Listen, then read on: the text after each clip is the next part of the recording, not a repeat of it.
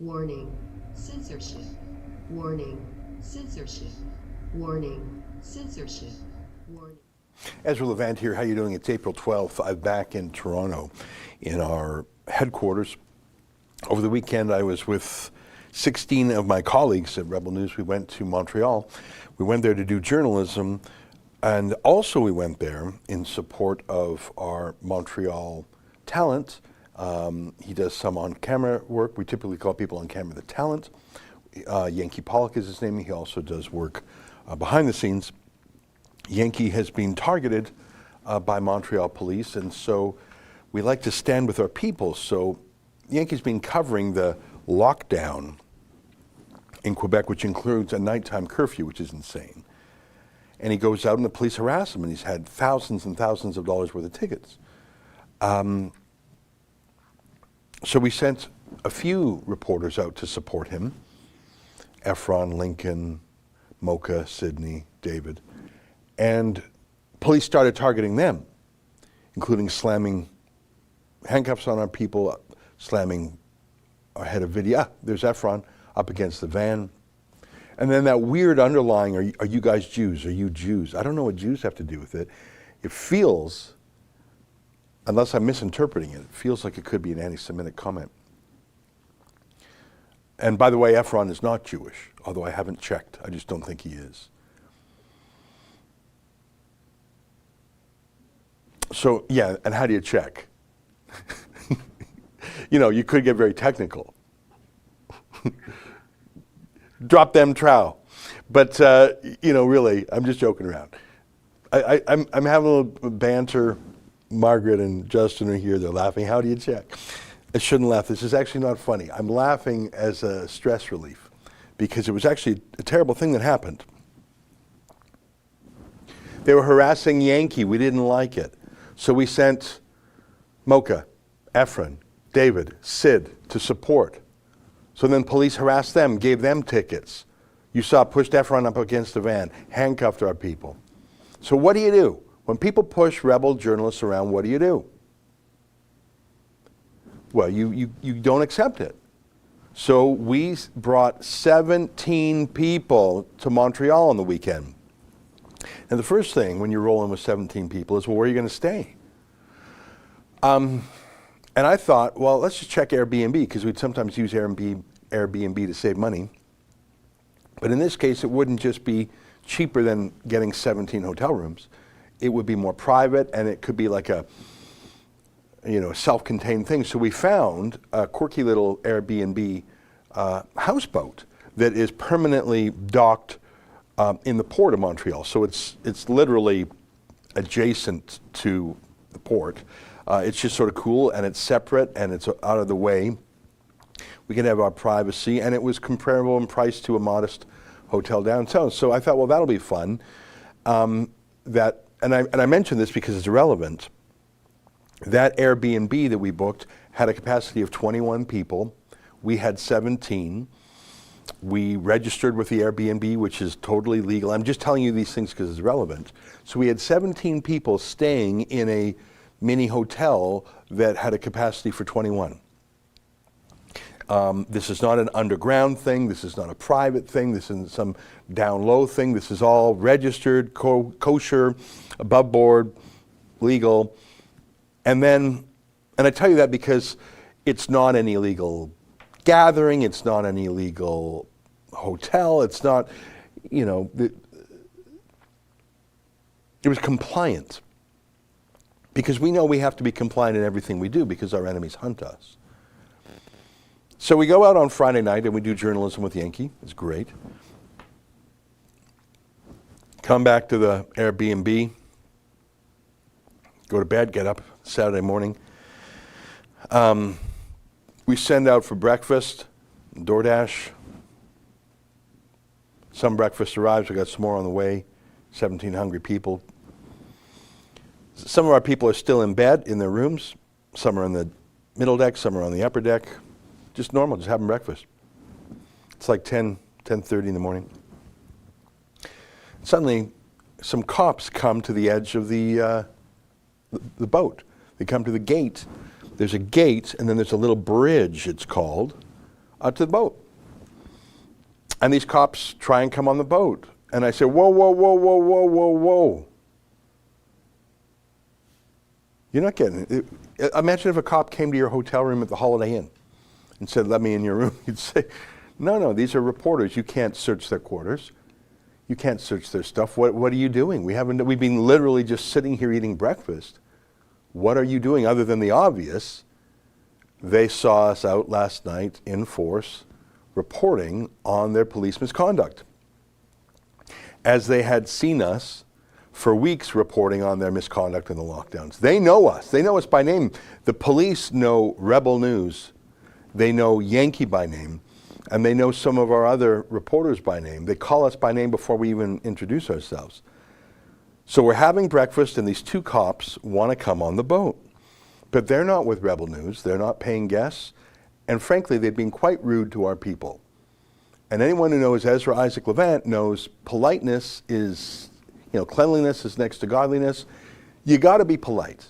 And just coming on and, no, you got to get a search warrant. Yeah, so then I step out. You can see the gate there. You see the gate? I step out, and then a couple of my friends step out to film it.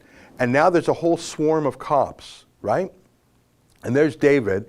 He's talking to the cops, and there's Kian talking to the cops while filming the cops. And you see there's a gate there, and that's Lincoln holding the camera, and I don't quite recognize who everybody is. Is there any sound here?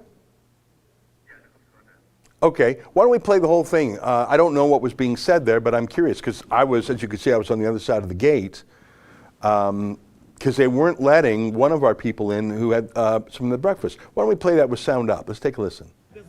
Any responsible on that boat? Is there any responsible on that boat? Nobody? If nobody is responsible for that boat, I have the right to come in the premises. I need somebody to be responsible for the boat. I don't. Yeah, you have him over there. Go get a warrant. If Go get a warrant. Get a warrant. Yes, I have a right to be here. Go get a warrant now. Go get a warrant. You're not going to get in without a warrant. Huh.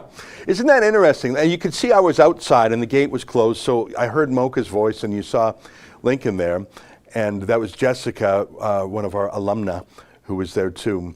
And you could see that Kian was outside, David Menzies was outside, I was outside. Just play the B-roll of me just to prove that point. So I was the first to encounter the cops. Yeah, there's me. And by the way, I don't know if you, and go back there and hold the frame, because I want to show, or maybe we have other footage. They're holding on to me. I don't know if you can quite see that there. They're grabbing me. And I said, let me go. You're assaulting me. What are you holding me for? I had done nothing. And they said, you must sit down. I said, I'm not your dog. I said that. I said, I don't sit because you say sit. So I'm not sure who slammed the door. So you see that? You see that grab me there? That's on the left. And we've got, why are they holding me there?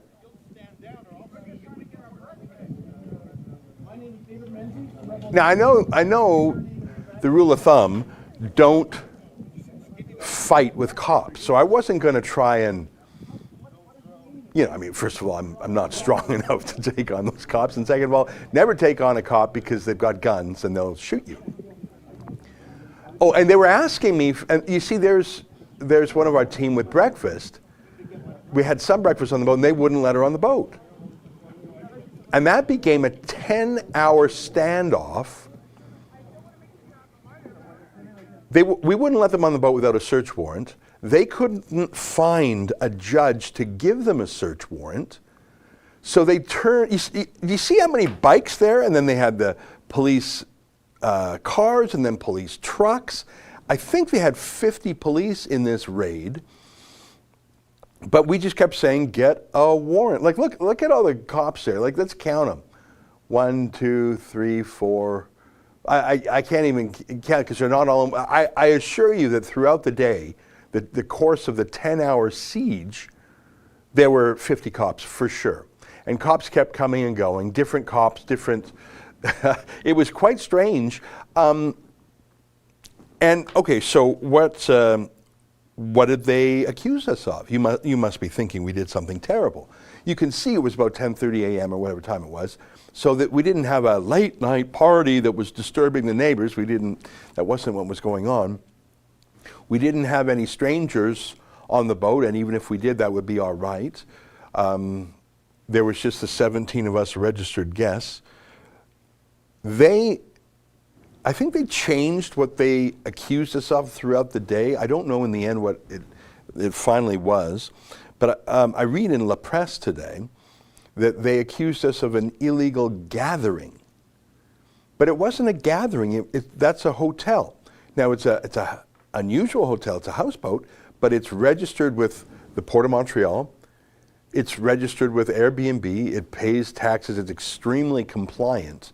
That is a special administrative area, and there's so many rules. The owner of the boat came down, by the way, and I talked to him at great length, and he said something very interesting. I don't know if we have any footage of him. He was wearing an orange shirt, orange jacket, and he had a mask on. He was a lovely man, such a nice guy.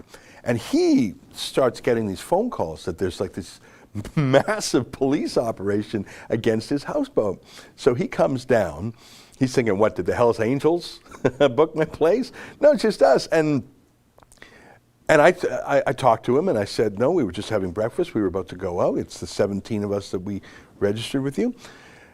And I'm sure he didn't believe me, because it makes no sense to have 50 cops raid a boat if all you were doing is being a journalist. But then he talked, let's just keep putting B-roll up as I'm talking, because I don't want it to be as boring as me just sitting here. Yeah, so, there you go. So you see the guy in the orange sweater there? So he went to talk to police. And I thought, oh, what lies are they telling him? And I asked him. He came back to me. I said, what do they say? By the way, look how gorgeous Montreal is, eh? And he said, I thought the police would have packed his head with lies about us. I was worried that they were trying to turn him against us because he's probably not used to conflict. He's in the tourism business. He's a small businessman. He's got a little Airbnb. It's his source of income. He came back to me and he said something incredible that I did not expect him to say. He said, I hope, you might have even said, I pray, I hope you're right and I hope they're wrong. Because, and I said, what do you mean?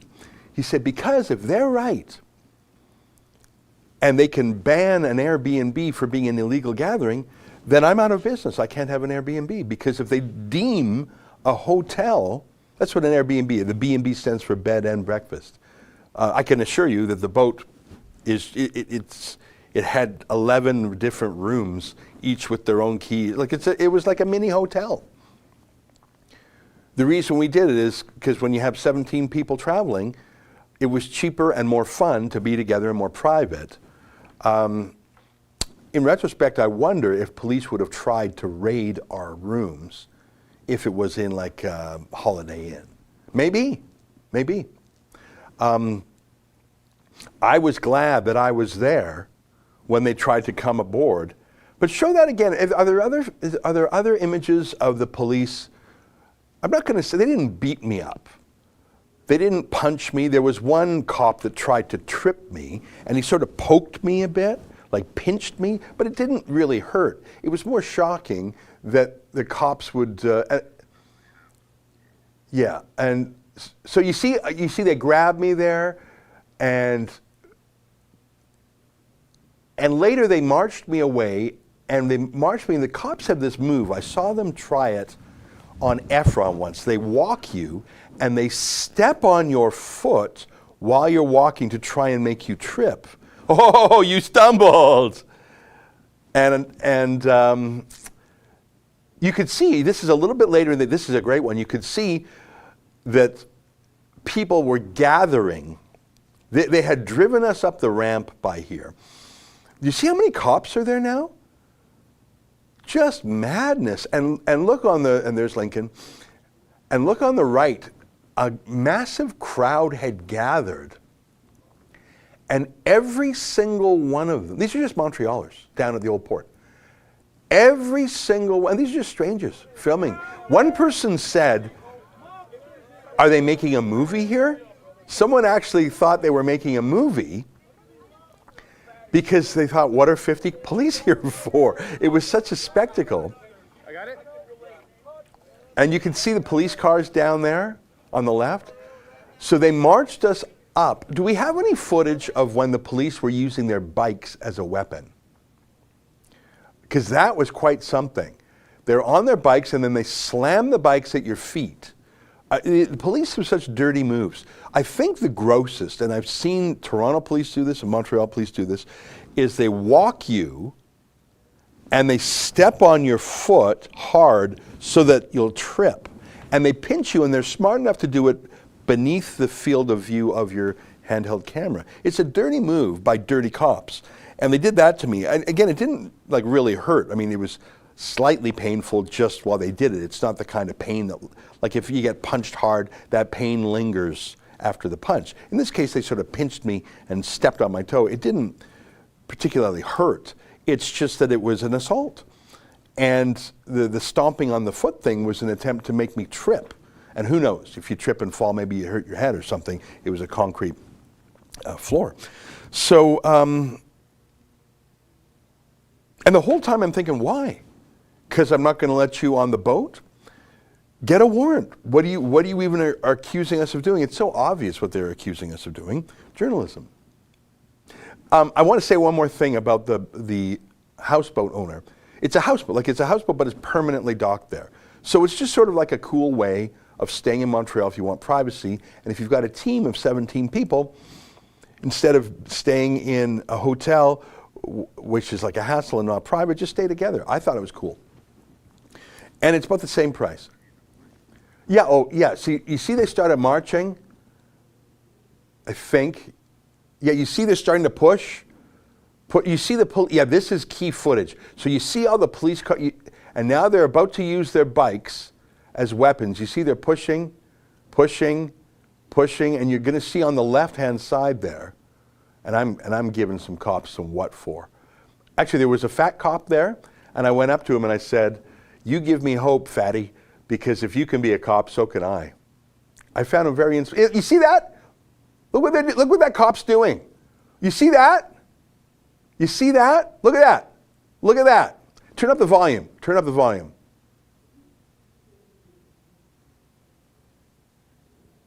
You fucking talk. Crooked talk. You're a gang member. You're a gang member. I didn't swear, by the way. The guy using the F word was not me. I was saying disgusting. Crooked cop. Crooked cop. Disgrace. That's why you hide your face. Who's the one who called us Jews? You call us masked thugs. Masked thugs. Masked thugs. There was a lot of different people shouting. I did some shouting. This is gonna end one day.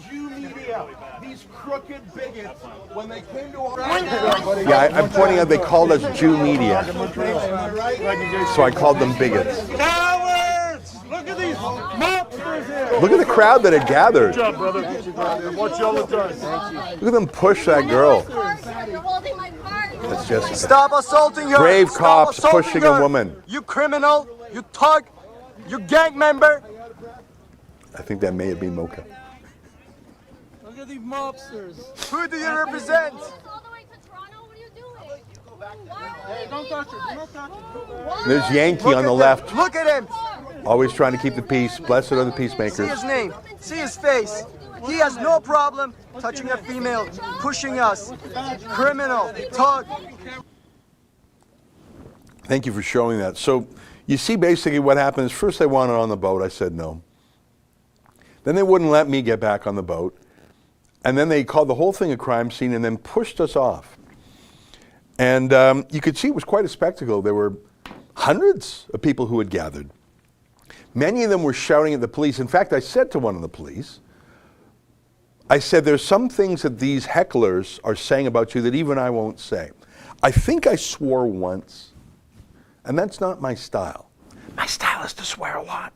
No, I think I only swore once, actually, and it was when they were going after one of the female staffers, whose name I'm not going to name. And it just made me very mad that they were picking on a girl. So that was the one moment I swore. I don't think I swore the rest of the day. Now, I did use the word thug. I did say corrupt. I said the word corrupt like 200 times. I said shame about 200 times. I called them oath breakers. But I only swore once when they were picking on a girl. But that's sort of gross, eh? You saw them pushing Jessica and you saw that bike thing. Why? Because they thought we had an illegal gathering. It's not an illegal gathering. It's a hotel, you idiots. They knew exactly what they were doing. Anyhow, there was a moment there. But let me stop myself because we're 20 minutes in and I haven't even mentioned what we're doing here. We're doing our daily live stream. And we have been demonetized on YouTube, so there's a little link at the top in the chat box there. Can you show what happens when you click on it? If you go to that little link in the top of the chat box, it opens up something called Streamlabs. And it's a way for folks to chip in a couple of bucks to help us out. Because normally YouTube allows us to do something called super chats, which is a way to monetize our channel. Now YouTube, without explanation, warning, or appeal, just suddenly decided to demonetize us.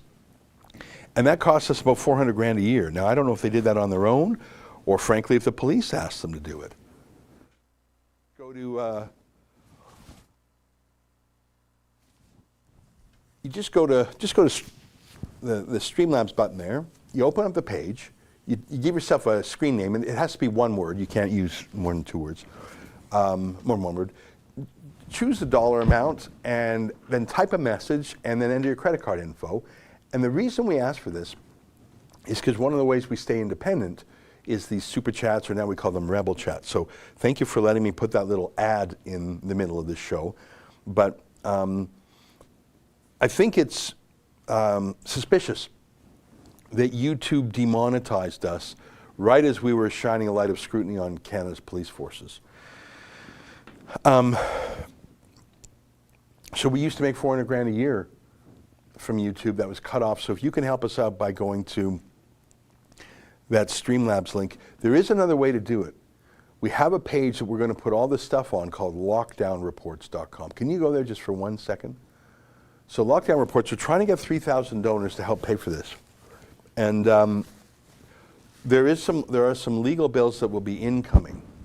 Now we've got some tweets up there. Scroll down just to show what's on the page. We were there to show some Antifa riots last night. Oh yeah, there's when they arrested David. Should we play that clip now? Sure, the reason why I want to show this clip is you saw how they were pushing our people around physically, including me. I'm going to show you when they arrested David, one of my favorite guys. I mean, David's so nice. He's likable, but he's a great journalist. When I say he's nice, I don't mean he's dumb or a pushover. He has a friendliness and a politeness. I don't think he swore on the weekend either. But when I mean nice, I mean he's not malicious. That's what I mean. And yet the police know that he's a tenacious journalist. So they arrested him. And before I show you the clip of that, let me tell you what the police said to me through our lawyer. By the way, we had a lawyer who was on the scene in 15 minutes, and he was there all day. He did a great job. A French-Canadian lawyer, so he was speaking French natively to the police. I think that made a difference, as opposed to an Anglo lawyer.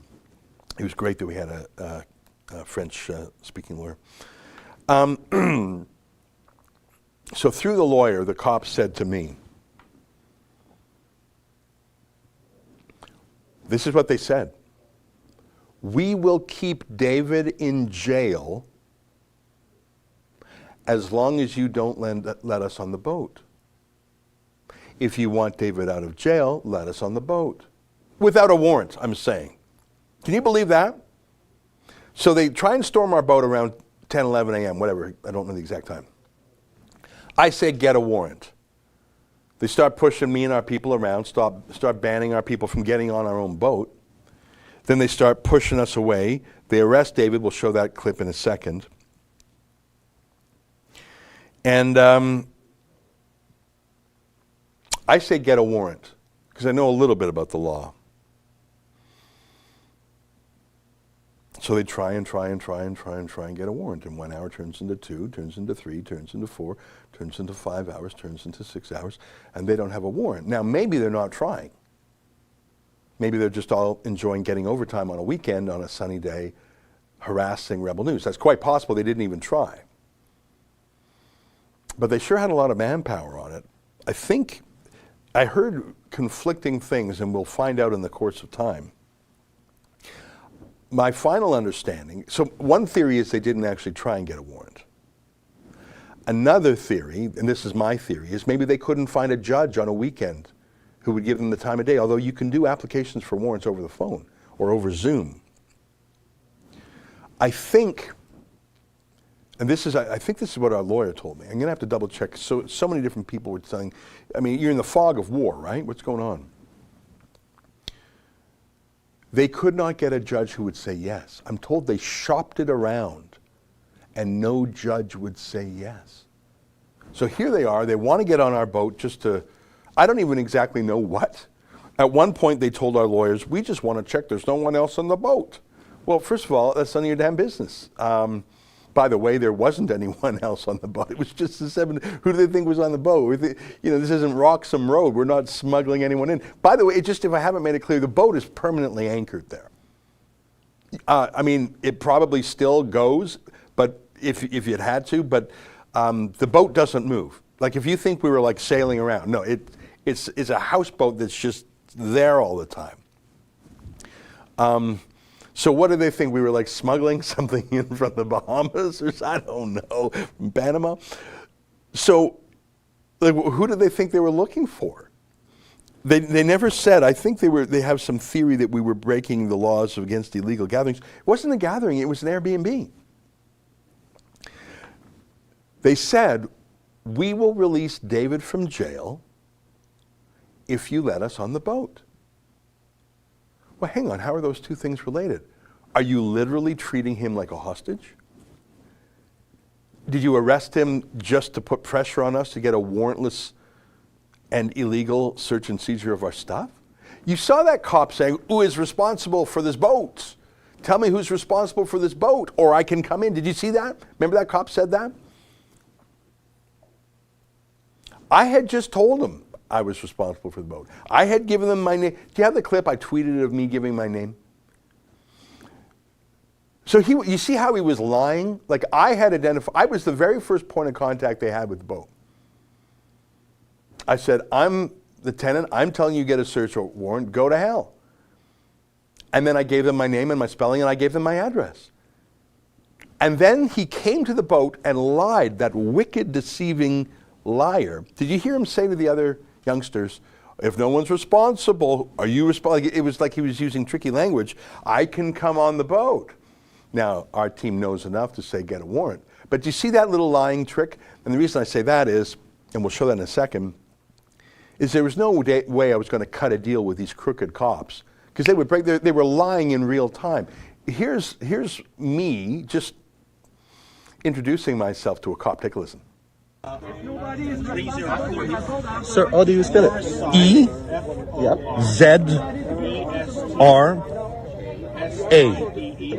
And your last name is? L-E-V-A-N-T.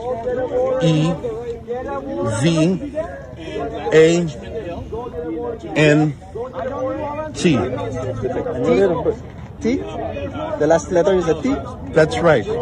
But you will know me as plaintiff for suing you for assault and false arrest. M. Montagna, what's your badge number, please?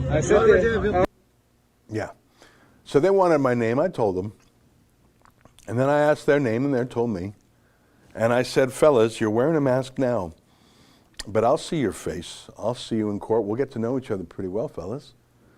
I think they knew what they were doing was illegal. I think they're just so used to it because no one pushes back.